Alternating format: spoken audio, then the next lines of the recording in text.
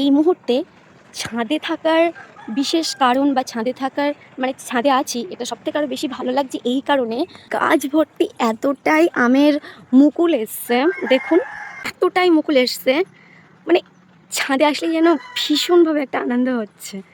বছরের মধ্যেই আমের মুকুল আসা, হালকা হালকা একটা সেন্ট, ছোট্ট ছোট্ট, আর কিছুদিন পরে হয়তো ছোট্ট ছোট্ট একদম আম হবে। দেখি কিছু হয়েছে কিনা, জুম করেই দেখা যাক।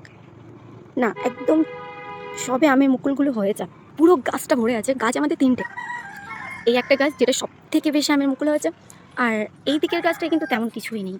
হবে কিন্তু লেট করে হবে, তো যেমন লেট করে এই আমের মুকুলগুলো বা বোলগুলো আসবে, ঠিক ততটাই আবার লেট করে আমগুলো পাকবে। হ্যাঁ, এগুলো কিন্তু জ্যৈষ্ঠ মাসে বা আষাঢ় মাসে এরকম দিকে পাকে, কিন্তু এইগুলো আবার খুব যেমন তাড়াতাড়ি হচ্ছে তেমন তাড়াতাড়ি এগুলো আমও হবে, বড়ও হবে, পেকেও যাবে। ওই সাইডটায় আছে 12 মাসে আম গাছ, বুঝলেন, বলে বোঝানো যাবে না, এতটাই ভালো লাগে। কার কার বাড়িতে এরকম আম গাছ আছে আর কটা করে আম গাছ আছে অবশ্যই কমেন্ট করবেন।